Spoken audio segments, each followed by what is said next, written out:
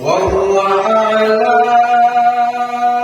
أولاد آدم وحواء وأوحى إلى رسوله ما أوحى كما أوحى إلى نوح الله وإلى موسى لا كما أوحى إلى معطي العسل وإلى أم موسى اللهم صل وسلم دائما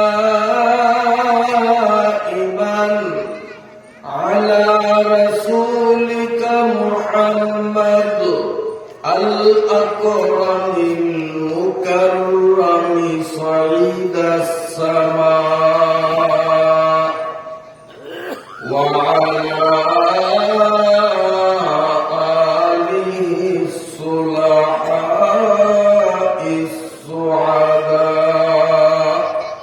اللهم صل على محمد وعلى آل محمد كما صليت على إبراهيم وعلى آل إبراهيم إنك حميد مجيد اللهم بارك على محمد وعلى آل محمد كما باركت على إبراهيم وعلى آل إبراهيم إنك حميد مجيد أما بعد فأعوذ بالله من الشيطان الرجيم بسم الله الرحمن الرحيم يا أيها الذين آمنوا صدق الله العظيم ভোলা সদর থানাধীন বড় চরসামাইয়া শরীফ মাতব্বর বাড়ির জামে মসজিদের ময়দানে এলাকার সর্বস্তরের ধর্মপ্রাণ মুসলমানদের সার্বিক সহযোগিতা ও অর্থায়নে বিগত বৎসরগুলোর ন্যায় এবৎসরও একটানা 2 দিনব্যাপী আয়োজিত ওয়াজ মাহফিলের আজ 19শে ডিসেম্বর রোজ শুক্রবার শেষ দিনের সমাপনী পর্বের মোহতারাম সদরে জলসা হযরত উলামায়ে কিরাম তোলাবে আজিজ শ্রদ্ধাভাজন সম্মানিত মুরব্বিগণ ইসলামী আদর্শে অনুপ্রাণিত নিবেদিত প্রাণ আমার যুবক বাবারা আদর স্নেহের প্রতিকাচা ছোট্ট সোনামণিরা পর্দার আড়ালের সম্মানিতা মায়েরা বোনেরা ও মেয়েরা আমি আপনাদের মাঝে আসার পর থেকে বিভিন্ন জন আমাকে বিভিন্ন বিষয় নিয়ে আলোচনা করার জন্য ইঙ্গিত করেছে আর আমিও লক্ষ্য করেছি যিনি যে বিষয় নিয়ে আলোচনা করার অনুরোধ জানাইছেন প্রত্যেকটাই বর্তমান মুহূর্তে আলোচনায় আনা একান্ত জরুরি এবং উপকারী তবে সব কয়েকটা বিষয়ের উপর আলোচনা সম্ভব না হবেই না তারপরেও চেষ্টা করব অন্তত বিক্ষিপ্তাকারে হলেও কয়েকটি বিষয়ের উপর যতটুকু সম্ভব আলোকপাত করার চেষ্টা করব ইনশাআল্লাহ তাআলা। প্রথমে মহান আল্লাহ পাকের দরবারে শুকরিয়া জানাই, যিনি আমাদেরকে এই গুরুত্বপূর্ণ মাহফিলে আসা এবং বসার সুযোগ করে দিলেন। আলহামদুলিল্লাহ। লুবাবুল আখবার হাদিসের একটি প্রসিদ্ধ কিতাব। এই লুবাবুল আখবারের মধ্যে লম্বা একটা হাদিস। সেই হাদিসের প্রথম অংশটা হল قال رسول الله صلى الله عليه وسلم مخاطبا لابن مسعود رضي الله تعالى عنه جلوسك في مجلس العلم لا تمس قلما ولا تكتب حرفا خير لك من إعتاق ألف رقبة في سبيل الله سبحان الله।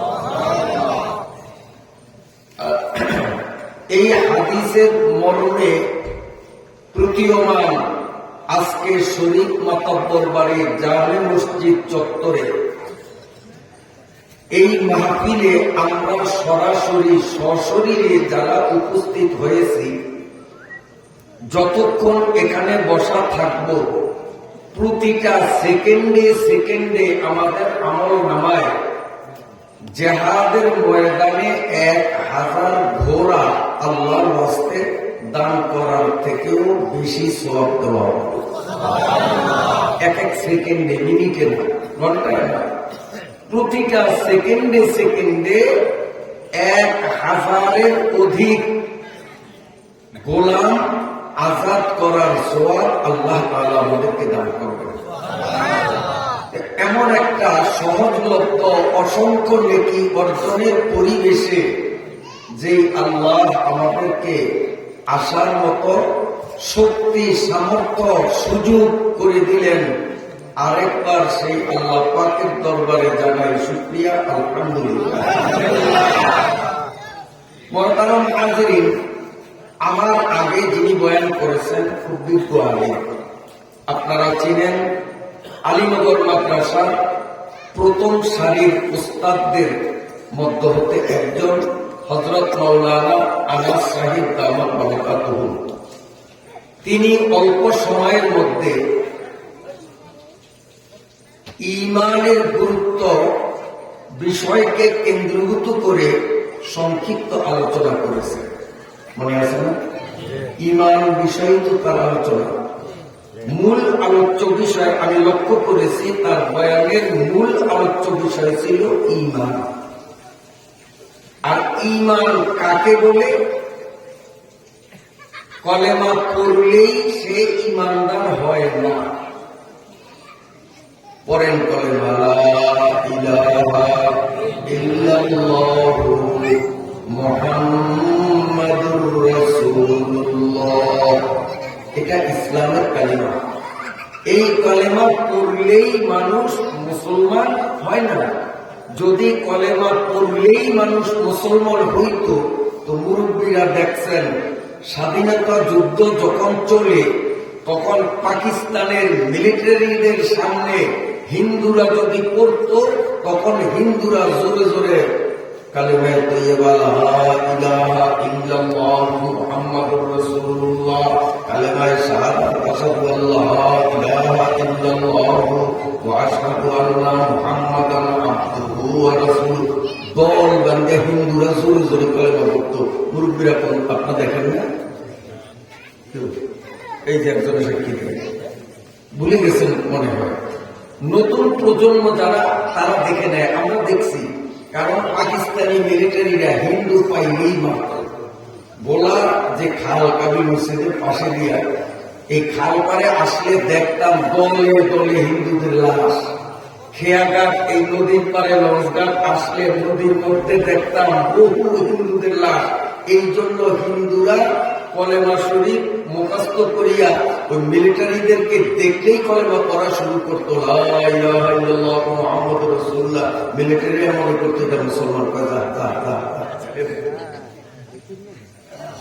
তো কলেমা পড়লেই যদি মুসলমান হয় তো দেশ যখন স্বাধীন হইয়া গেল, পাকিস্তানি মিলিটারিরা পরাজিত হলো, তখন ওরা কিন্তু আবার সেই হরে কৃষ্ণ হরে রাম করল কলেমা বা গোলে বর্গে তুলসী বা আম্বর নেহান, গোলে বর্গে তুলসী বা আম্বর নেহান, হরি বলবো গুয়াম দোষের দাকুনান, আগার রাম লক্ষণ খোদা এ তুবুর, জনাসরা আমচেরা দুসদেরা বুনরেবু। তাদের সেই হরে কৃষ্ণ হরে রাম আবার চালু হয়ে গেছে। ওরা কি মুসলমান হয়েছে? কালেমা পড়ছে, মুসলমান হয়ে গেল। কলেমা পড়লেই মুসলমান হয় না, কলেমা মুখে পড়তে হবে, মনে প্রাণে বিশ্বাস করতে হবে, আর মাথা থেকে পা পর্যন্ত শরীরের অঙ্গ প্রত্যঙ্গ দিয়ে কলেমায় যেটা চায় সেটার বাস্তবায়ন ঘটাইতে হবে। ইকরার বিল লিসান, তাসদিক বিল জিনান, আমল বিল আরকান। মুখে কলেমা পড়া, অন্তরে কলেমার মর্ম বিশ্বাস করা, অঙ্গ প্রত্যঙ্গের মাধ্যমে কলেমার দাবি যেটা সেটার বাস্তবায়ন ঘটানো। এই তিনটা জিনিসের সমন্বয় যার মধ্যে ঘটবে সেই হবে মুসলমান। কাজী কলেমা পড়লে মুমিন হওয়া যায় না, কলেমা ধরলে মুমিন হওয়া যায়। তো কলেমা পড়বো না ধরবো? আমরা কলেমা শুধু পড়ছি। এই ওয়াজ মাহফিল হয় এই জন্য যাতে আমরা কলেমা ধরছি থেকে আরেক ধাপ আগাইয়া কলেমা ধরি। আগে পড়ছি, এখন কি করব? ধরবো। তাহলে আমরা মুমিন হতে পারব। মহতারাম হাজিরিন, কলেমা ধরিয়া যখন আমরা মুসলমান হব, কলেমা পড়িয়া না, কলেমা ধরিয়া, তখন এই অঙ্গ প্রত্যঙ্গের মাধ্যমে কলেমার দাবি আমরা বাস্তবায়ন করব। তো কলেমার দাবি হলো আল্লাহ পাকের যত হুকুম, এই হুকুমগুলি পালন করব। পালনের পদ্ধতি হবে রাসূলুল্লাহ সাল্লাল্লাহু আলাইহি ওয়াসাল্লামের শিখানো পদ্ধতি। হুকুম মানব কার? আল্লাহ। পদ্ধতি হবে রাসূলের। হুকুম মানব আল্লাহ, পদ্ধতি হবে রাসূলের। তাহলেই আমরা মুসলমান হব। এখন আল্লাহ পাক আমাদেরকে যতগুলো হুকুম করেছেন, এই হুকুমগুলো দুই ধরনের, ইতিবাচক, নেতিবাচক। আরো সহজ, হ্যাঁ সূচক, না সূচক। আরো সহজ, করণীয়, বর্জনীয়। যেমন নামাজ পড়ো, পর্দা করো, রোজা রাখো, এগুলো হলো ইতিবাচক, হাবাচক, করো করো। আবার কিছু আছে না বাচক, চুরি করিও না, জেনা করিও না, আইন ঠেলিও না, পরের হক মারিও না, ইত্যাদি ইত্যাদি। এটি হলো না বাচক। আল্লাহ পাকের এই হুকুমগুলো হাবাচক হোক অথবা না বাচক হোক, এগুলো আমরা পালন করব নবীজি সাল্লাল্লাহু আলাইহি ওয়াসাল্লামের শিখানো পদ্ধতিতে। তাহলে আমরা মুমিন হতে পারব। কথা বুঝে আসছে নি আমার? এখন হ্যাঁ সূচক, ইতিবাচক যতগুলো বিধান আল্লাহ কর্তৃক আমাদের স্কন্ধে বর্তিয়েছে, তার মধ্যে সবচেয়ে গুরুত্বপূর্ণ যেটি, এটির নাম কি? একজনে করে সবাই বলেন না, এটার নাম কি? নামাজ। অথচ বর্তমানে মুসলমানদের মধ্যে নামাজের বেলায় শিথিলতা বেশি। বহু মানুষ আছে দান খয়রাত করে নামাজ পড়ে না, আছে না? হজ করে 3 বার করছে হজ, কিন্তু নামাজ পড়ে না। এরকম বেনামাজি হাজি না? যাকাত দেয়, তাও কেমন? ফেসবুকে যাকাতের ছবি ছাড়ে, ইউটিউবে ছাড়ে, পত্রিকায় ছাপায়, যাকাত দেয়, নামাজ পড়ে না। আসেনি?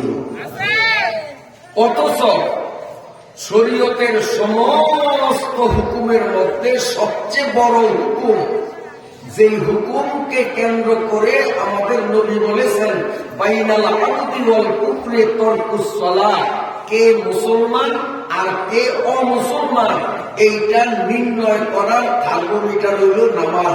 যার নামাজ আছে সে মুসলমান, যার নামাজ নাই সে মুসলমান না। তো সবচেয়ে বড় হুকুম কোনটা? নামাজ। অথচ এই নামাজের বেলায় আমাদের শিথিলতা যথেষ্ট পরিমাণে, বিশেষ করিয়া ইয়ং জেনারেশন, তরুণ সমাজ, যুব গোষ্ঠী, এদের মধ্যেই নামাজের বেলায় যথেষ্ট শিথিলতা। আমি ভুল বলছি কিনা? ও যুবকরা, নামাজ ছাড়া মুসলমান হওয়া যাবে না। গরু খাইলেই মুসলমান হওয়া যায় না। হিন্দু বাড়ি যায় খবর নাও, বর্তমানে বহু হিন্দুরা গরুর গোস্ত খায়। যদি গরুর গোস্ত খাইলেই মুসলমান হইতো, তাহলে বিন্দু মহান সাধুও মুসলমান হইতো, গণেশ চন্দ্র সেনও মুসলমান হইতো। খবর নিয়ে দেখো, তারাও পাল্লা দিয়া গরু খায়। গরু খাইলেই মুসলমান হওয়া যায় না। মুসলমানের সবচেয়ে গুরুত্বপূর্ণ কাজের নাম কি? সবাই বলেন। যুবকরা বলো বাবা, আমি জোরে বলো, আমি থাকবো তো। এই 5 ওয়াক্ত নামাজ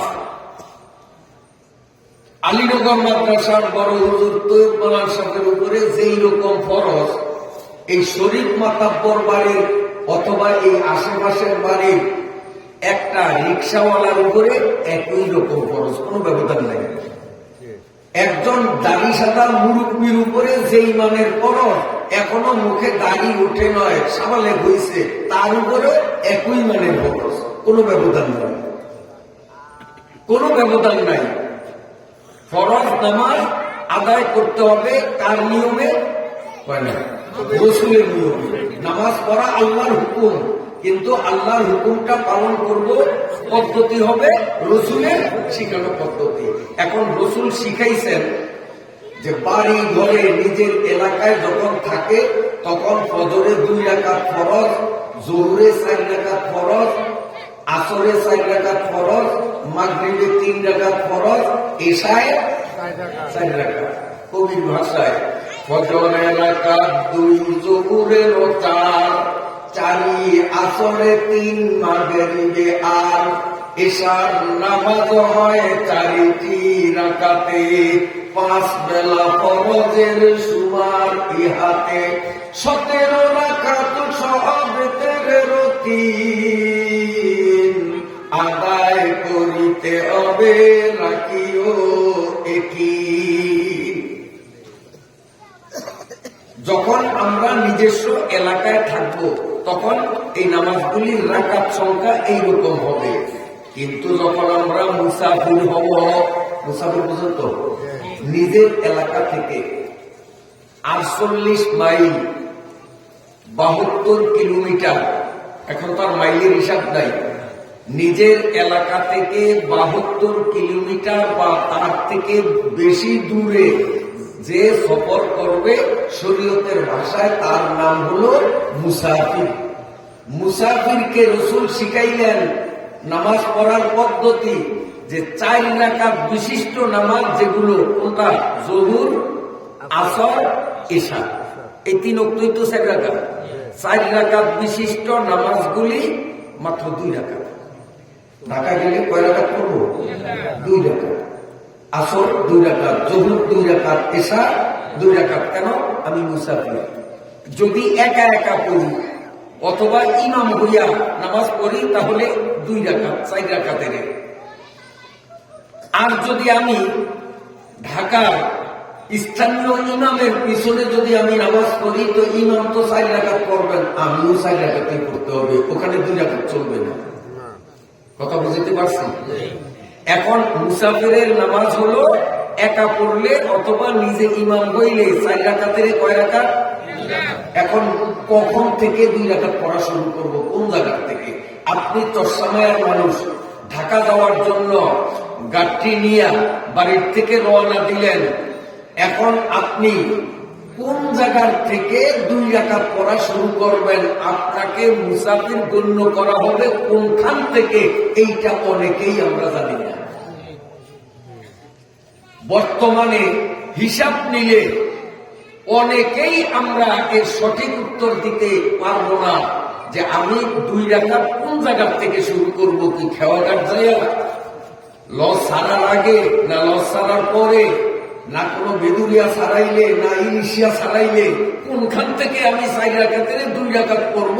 আমার মনে হয় শতকরা 99.5 জনই এর সঠিক উত্তর দিতে পারবে না।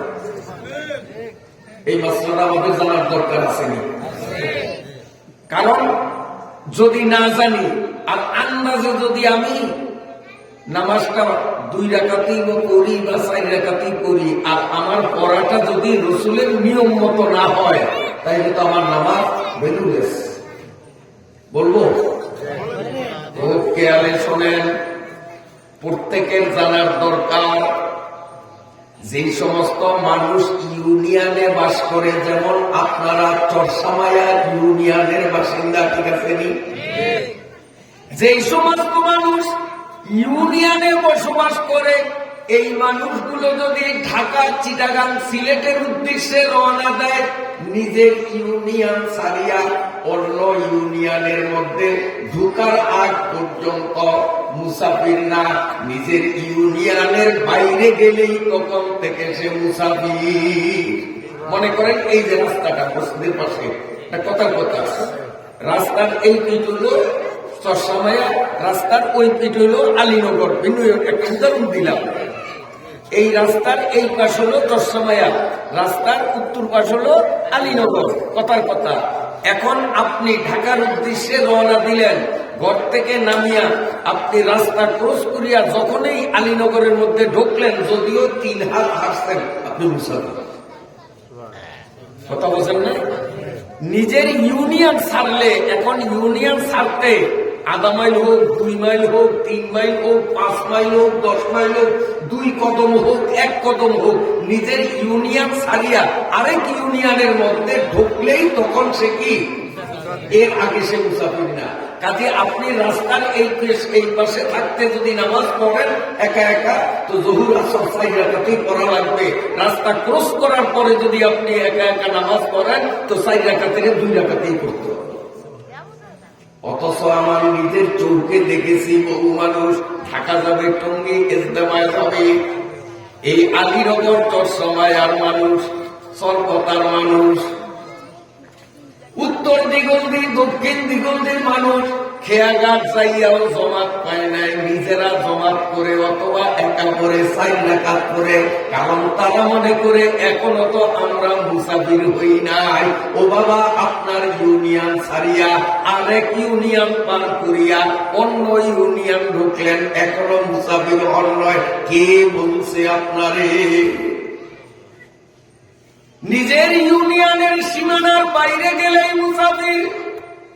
যারা পৌরসভায় বসবাস করে, যেমন আমি ভোলা পৌরসভার বাসিন্দা, পৌরসভায় যারা বসবাস করবে, এরা পৌর এলাকার বাইরে যখন যাবে, রাস্তায় সাইনবোর্ড দেওয়া আছে কোন পর্যন্ত পৌরসভা, একটা সীমানায় সাইনবোর্ড আছে না? হ্যাঁ, বাইরে অনেক সময় সাইনবোর্ডে লেখা দেখি খোদা হাফেজ, আবার ওদিক থেকে আসার সময় লেখা দেখি স্বাগতম। মানে আমরা যাওয়ার সময় আমাদের এই পৌরসভার মাটি আমাদেরকে বলে খোদা হাফেজ, তুমি দূরে সফরে যাও, আল্লাহ তোমার হেফাজত করুক। আবার যখন দূরের থেকে সফর করিয়া আসি, এই পৌরসভার মাটি আমাদেরকে বলে স্বাগতম, স্বাগতম, শুভেচ্ছা। পৌরসভায় যারা বাস করে, যতক্ষণ পর্যন্ত পৌরসভার সীমানার মধ্যে থাকবে সে মুসাফির না, সে মুকিম। যখন এই পৌরসভার বর্ডার পার হইয়া যাইবে, সঙ্গে সঙ্গে সে মুসাফির। 4 রাকাত আর করতে পারবে না, তখন 4কে 2 বানানো লাগবে। আবার যারা সিটি এলাকায় বাস করে, ভোলায় কোন সিটি এলাকা নাই, Barishal city, Dhaka city, Chattogram city, city শহরে যারা বাস করে, সিটি এলাকার ভিতরে যতক্ষণ থাকবে ততক্ষণ সে মুসাফির নয়। যখন ওই সিটি এলাকার বর্ডার পার হবে, সঙ্গে সঙ্গে সে মুসাফির হয়ে যাবে। এই মাসলা অনেকের জানা নাই। টঙ্গি যাবে, খেয়ে কাপ যায়ও সেই রেকর্ড করে নেওয়া। অথচ সবসময় পার হইয়া আলীনগর ঢুকছে, আলীনগর পার হইয়া বাপ্তায় ঢুকছে, বাপ্তা পার হইয়া খেওয়াঘাট ঢুকছে, এরপরও সেই রেকর্ড করে আমার চোখে দেখছি। এই জন্য কথাগুলি বলি। আমাকে আপনাদের পক্ষ হয়ে একজন আবেদন করছে, হুজুর গ্রামের মাহফিল তো একটা মজার কিসা নিয়ে। তা আমি ওনার অনুরোধকেও উপেক্ষা করি নাই, মজার কিসা বলবো আপনাদের ইনশাআল্লাহ। তবে কিসার বাপ আগে দিয়ে নেই। এগুলো এখন যেগুলো বলছি এগুলো কিসার বাপ। এই মাসলা কয়জনে জানি আমরা? অনেকেই জানি না, অনেকেই জানি না। তাহলে 5 ওয়াক্ত নামাজ নিজ এলাকায় আমরা পড়ব, সফরে যাব, তখনও আমরা 5 ওয়াক্ত নামাজ পড়ব। এখন আপনি ভোলা থেকে বরিশাল গেলেন, খুব খেয়ালে শোনেন, কিচ্ছা শোনাবো ইনশাআল্লাহ, মোটার কিচ্ছা। আপনি ভোলা থেকে বরিশাল হয়ে বাস যোগে ঢাকা যাবেন। এখন আপনারা বলেন, নতুল্লাবাদ থেকে ঢাকাগামী বাস পশ্চিম দিকেই তো চলবে, হ্যাঁ? বরিশালের থেকে ঢাকা পশ্চিমে, হ্যাঁ? তো ঢাকা হইল উত্তরে, বাস যাবো পশ্চিমে, তো ঢাকা যাবো না খুলনা যাবো? আমার কথা বোঝেন না। খুলনা হইল পশ্চিমে, ঢাকা হইল উত্তরে। আপনি যাবেন ঢাকা, আপনার বাস বুঝি পশ্চিম দিকে যাবে। কোন দিক যাবে? উত্তর দিকে যাবে। বন্ধুরা আমার, বরিশাল নতুল্লাবাদ থেকে আপনি বাসে উঠলেন, শো করিয়া বাস উত্তর দিকে দৌড়াইতেছে, এদিকে নামাজের বক্ত হয়ে গেছে। চুপচাপ বসে থাকলে হবে না, শরীয়তের বিধান হলো ড্রাইভারের কাছে গিয়ে অনুনয় বিনয় খোসামত করতে হবে। ড্রাইভার সাহেব, আমরা নামাজ পড়ব, একটা মসজিদের সামনে একটু বিরতি দেন, অন্তত সুন্নত না করি ফরজ নামাজটা যেন পড়তে পারি, বিরতি দিবেন। যদি ড্রাইভার বিরতি দেয়, বাস থেকে নেমে নামাজটা পড়ে নেব। আর ড্রাইভার যদি বলেন না আমি বিরতি দিব না, দেয়, সবাই দেয়। আমাদের ভোলা থেকে চরপেশন যে গাড়ি চলে, শুধু মাগরিবের নামাজের সময় তাও 3 মিনিট দেয়, 3 মিনিট সময়। ফরজ নামাজই করা যায় না, ইন্দা তাই না, কুলু আল্লাহ দিয়ে নামাজ পড়লো, সালাম ফিরানের আগেই ওই বোধ করে হরেন চালাবে। আর অন্য কোন নামাজে বিরতি দেয় না। হ্যাঁ, দেশে যদি কোরআনের শাসন চলতো তো 5 ওয়াক্ত নামাজে ড্রাইভারে বাসে বাধ্য হইতো বিরতি দেওয়ার জন্য। সেই একটা সুযোগ বাংলাদেশে তৈরি হয়েছে, শুধু একটু আপনার আমার সচেতন থাকা। যদি আমরা সচেতন হই, তা এমন একটা পরিবেশ আমরা পাবো ইনশাআল্লাহ। বন্ধুরা আমার, এবার আপনি ঢাকা যাবেন, মুসাফির কিনা? মুসাফির। কারণ ইউনিয়ন থেকে বাইর হইয়া, থানার থেকে বাইর হইয়া, জেলার থেকে বাইর হইয়া অনেক জেলায় ঢুকছেন, এখনো মুসাফির না হইলে কবে মুসাফির? এখন বাস ড্রাইভার বলল বিরতি দেওয়া যাবে না, শরীয়ত বলে, তাই বলিয়া তুমি বেনমাজিও থাকতে পারবা না। ড্রাইভার তোমারে বিরতি দিল না, নামাজের ওয়াক্ত হয়ে গেছে, বাস ঢাকা পৌঁছার আগে এই নামাজের ওয়াক্তটা শেষও হইয়া যাবে। ঢাকা যাইতে যাইতে নামাজের ওয়াক্ত তুমি পাবা না। তোমার সাথে যদি পানি থাকে, বাস কর্তৃপক্ষের অনুমতি নিয়া গেইটে বসিয়া অজু করবার, পানি যেন রাস্তায় পড়িয়া যায়। যদি তোমার সাথে অজুর পানিও না থাকে, বাসের ফ্লোরে তায়াম্মুম করে বাসের সিটে বসেই তুমি নামাজ পড়বা। সেখানে দাঁড়ানো লাগবে না, পশ্চিম দিকে মুখ করা লাগবে না। বাস উত্তর দিকে যায়, ফরজ নামাজ উত্তরমুখী হয়ে পড়তে হবে। বাস পূর্ব দিকে যায়, পূর্ব দিক মুখ করিয়া নামাজ পড়ব, পশ্চিম, সেখানে ফরজ না। কেবলামুখী হওয়া ফরজ না, বাসের মুখ যেদিক সেটাই আমার কেবলা। আমি সিটের মধ্যে বসে বসে নামাজ পড়ব, রুকু সেজদা গুলো ইশারায় ইশারায় করব। এরপরে বাস যখন আমাকে ঢাকায় পৌঁছে দেবে, এই বাসের সিটে বসে যেই কয় ওয়াক্ত নামাজ আমি আদায় করলাম, শরীয়ত বলে ওই ঢাকায় পৌঁছার পরে ওই নামাজগুলো পুনরায় আবার পড়া লাগবে। এই মাসলা আমরা অনেকে জানি না, না ভুল কইছি?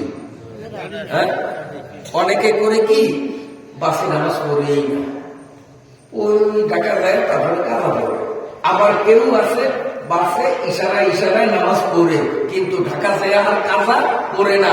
কিন্তু শরীয়তের নিয়ম হলো বাসের মধ্যেও পড়তে হবে, আবার এই নামাজ জায়গা মতো যাইয়া নতুন করিয়া আবার পড়া লাগবে, নইলে সাংঘাতিক গুনাহ হবে।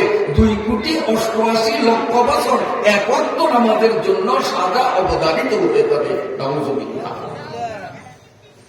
কেবলামুখী হওয়ার, আচ্ছা আপনার বিরক্ত হননি?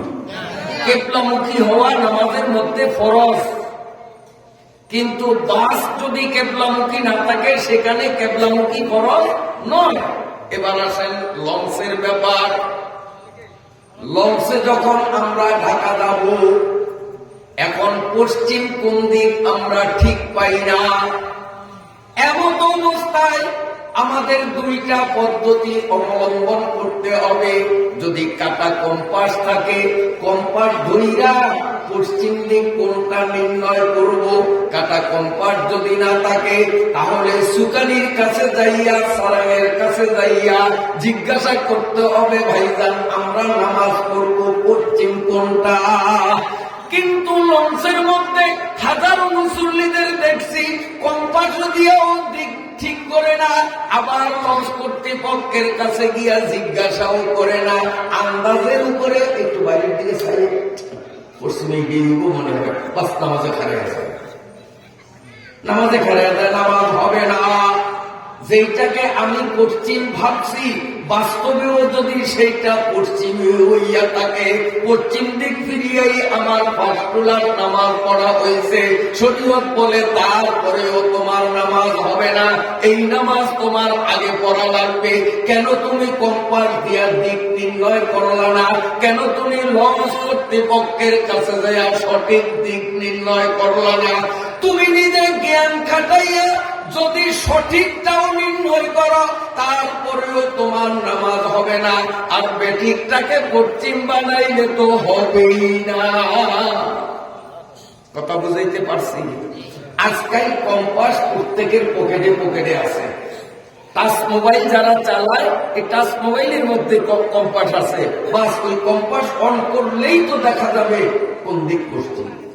এখন আমি কম্পাস দিয়া হোক, লঞ্চ কর্তৃপক্ষের সাহায্য নিয়েই হোক, পশ্চিম ঠিক করলাম যেটা পশ্চিম, বাস আমি নামাজ শুরু করলাম, আল্লাহু আকবার। এদিকে লঞ্চ ডান দিকে টান ঘুরতে আছে, হাজারো মুসল্লি আমার চোখে দেখছি, কারণ ঢাকা তো উড়িয়া যায় না, লঞ্চেই তো যায় দেখছি। ওই যে পশ্চিম এইটা বর্তন, আল্লাহু আকবার, পশ্চিম দিক ফিরে, এরপরে লঞ্চ এদিক করে ওদিক করে এমনি করে অমনি করে, উনি যে দাঁড়াইছে উনি এক অবস্থায় নামাজ পড়ে, নামাজ হবে না। এই জন্য নামাজের মধ্যে দাঁড়াইয়া ওই পর্দা খোলা রাখতে হবে, বাহিরের দিকে একটু এভাবে গান ঘুরে আনা, সিনা ঘুরে আনা, শুধু চোখ দিয়া বাইরের দিকে নজর করতে হবে লঞ্চটা কোন দিক মোড় নেয়। যদি লঞ্চটা ডান দিকে মোড় নেয়, নামাজের মধ্যে থাকিয়া আমি নিজে আস্তে আস্তে বাম দিকে মোড় নিব।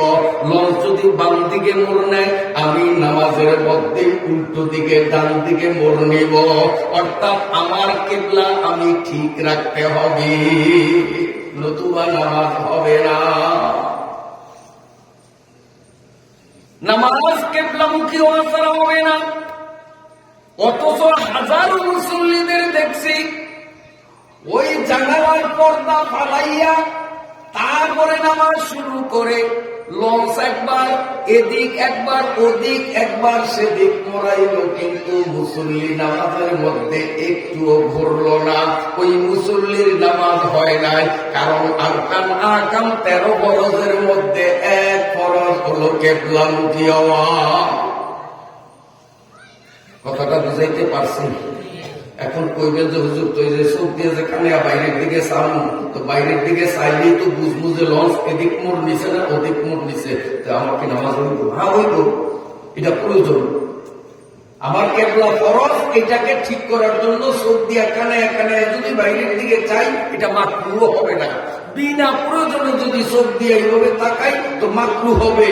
আর প্রয়োজনে শুধু চোখ দিয়া না, ঘাড় মোড়াইয়াও যদি তাকাই, সিনাটা আমার কেবলার দিকে রইল, এইভাবে ঘাড় মোড়াইয়াও যদি তাকাই, তারপরেও নামাজ নষ্ট হবে না।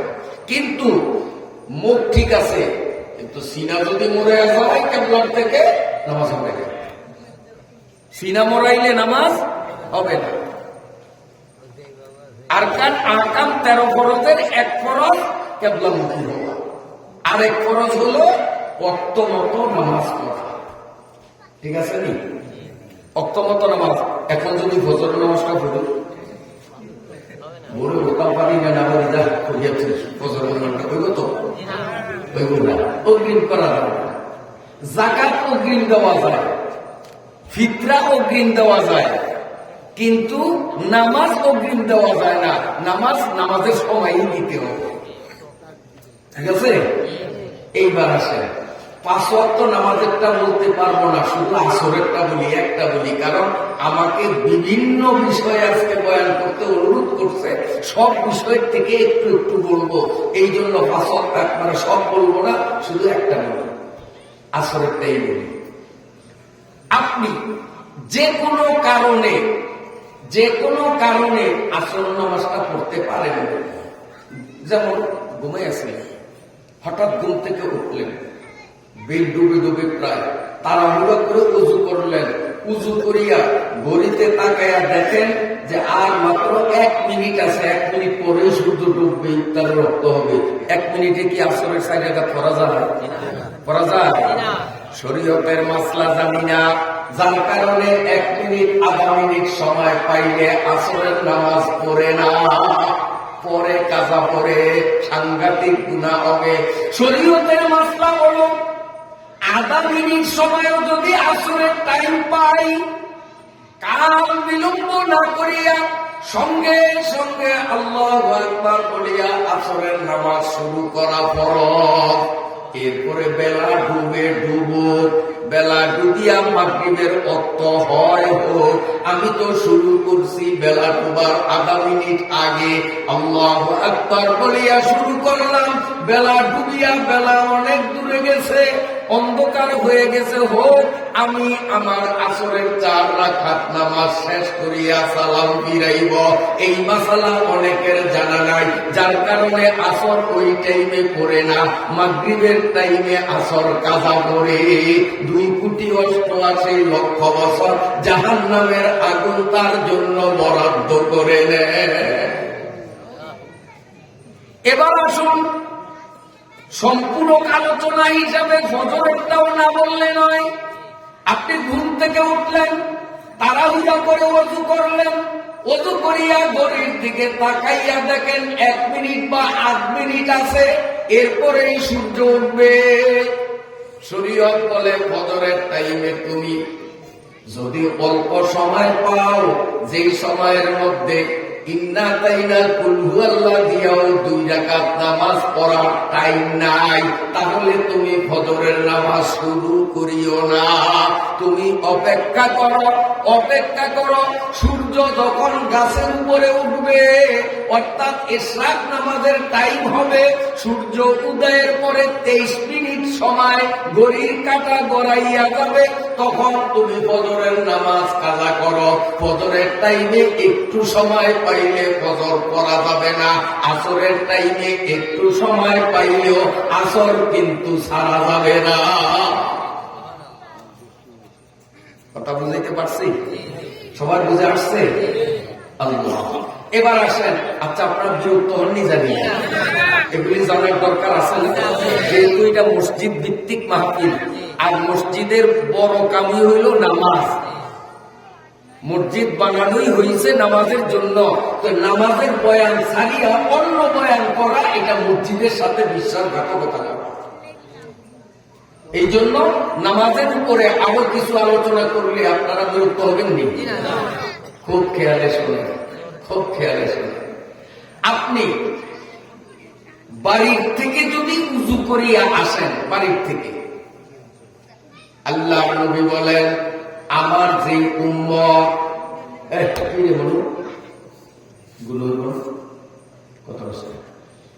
কত দরকারি কথা জানো, কিসার ওয়াজ করতেও সহজ, শ্রোতাদের শুনিয়া বুঝতেও সহজ, কিন্তু মাসলা মাসাইল ঠুনকা কথা যে কয় হে বোঝে যে কয়টা বাজে। শ্রোতাদেরও অরুচি, মজা লাগে না, কারণ কিসার মধ্যে একটা আলাদা মজা। সোহেল পানি তত্তরে করবো, মাঝে মধ্যে হা হা হা করে হাসবো, এটা মজা লাগে। কিন্তু এই মাসলা মাসাইলের মধ্যে সেই মজা নাই, এটা কইতেও কষ্ট, শ্রোতাদের শুনতেও কষ্ট। কি বলেন, ঠিক না? কাজে এর মধ্যে যদি তোমরা ডিস্টার্ব করো তাহলে তো মুশকিল। বন্ধুরা আমার, আল্লাহ পাকের নবী বলেন উম্মত নিজের বাড়ি থেকে ওযু করিয়া জামা কাপড় নিয়া মসজিদের দিকে যখন নামাজের উদ্দেশ্যে রওনা দেয়, আল্লাহর ফেরেশতারা ওই ব্যক্তির আমলনামায় লেখে সে যেন নিজের বাড়ির থেকে ইহরামের কাপড় পরিয়া হজের উদ্দেশ্যে মক্কায় রওনা দিল। এই মানুষটা নামাজ আদায় শেষে মসজিদ থেকে যখন আল্লাহুম্মা ইন্নী আসআলুকা মিন ফাদলিক কইয়া মসজিদ থেকে যখন বাহির হয়, বাম পাওটা মসজিদের বাহিরে দেয়, আমার আল্লাহ ডাকিয়া বলেন এরে বান্দা, বাড়ির থেকে ওযু করিয়া নামাজে আসছো, এখন তুমি বাড়িতে যাও। আমার ফেরেশতারা তোমার খাতায় লেখছে তুমি যেন মক্কা শরীফে যাইয়া হজ করছো, আর আমি আল্লাহ তোমার হজটা কবুলও করছি, একটা কবুল হজের সওয়াব তোমার আমলনামায় দিছি। বান্দা কবুল হজের মালিক হইয়া এবার বাড়ি যাও। আর যারা বাড়ির থেকে ওযু না করিয়া আসবেন, যে মসজিদের উযুখানা বানাইতে 5 ব্যাগ সিমেন্ট দিছি আমি, আর বেড়ারা উযু করবো, আমি উযুটা উযু করতে পারবো না, অসুবিধা নাই, আপনি বাড়ির থেকে বিনা উযুতে আসেন, এখানে বসিয়া উযু করিয়েন, উযু পাইবেন, নামাজও পাইবেন, হজ পাইবেন না। উযু পাইবেন, উযু হবে, নামাজও হবে, কিন্তু হবে নাকি হজ। তাইলে আমরা বাড়িঘর থেকে উযু করিয়া আসার একটা নিয়ত করতে পারিনি? সবাই পারি? আচ্ছা, এখানে যখন উযু করতে বসবেন, আমার নিজের চোখে দেখছি তাই বলি, আমার দিকে মাথা মুছে করে, কান মুছে করে, ওদিকে ট্যাপ সারা গড় করিয়া পানি ধরে, আপনাকে এলাকায় মনে হয় দেখেন, আমি দেখছি, এই জন্য আমি করি। সাবধান মুসল্লিরা, মসজিদের ট্যাপে করেন, নিজের বাসা বাড়ির ট্যাপে করেন। মাথা মুছে যখন করবেন তখন একটু কষ্ট করিয়া মরান দিয়া ট্যাপ বন্ধ করা লাগবে, নইলে কবিরা গুনাহ। উযু করলেন সওয়াবের জন্য, মাথা মুছার সময় ট্যাপ বন্ধ না করিয়া পানি গড়গড় করিয়া ফালাইয়া দিলেন, এই জন্য কবিরা গুনাহ, মহাপাপ আমলনামার মধ্যে লেখা হবে। এই জন্য মাথা মুছার সময় ট্যাপ বন্ধ করতে হবে, চাই সেইটা মসজিদের উযুখানার ট্যাপ হোক অথবা আপনার নিজস্ব বাড়ির ট্যাপ হোক, অপব্যয় করা যাবে না। পরিষ্কার কথা। এই ওযুটা যখন শুরু করবেন, ওযু এখনো পানি হাতে লাগান নয়, ট্যাপ সারেন নয়, বা পুকুরের গাটলায় বইছেন, পানিতে হাত ডুবান নয়। আল্লাহর নবী বলেন হাতে পানি লাগাইবার আগে একবার যদি এই দোয়াটা পড়ে বিসমিল্লাহ আলহামদুলিল্লাহ বলেন,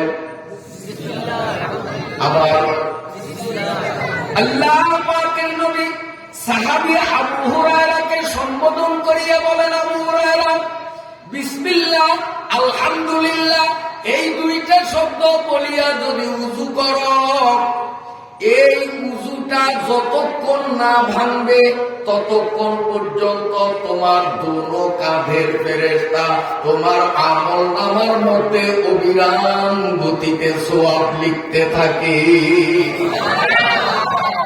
দোয়া কোনটা কোন? আবার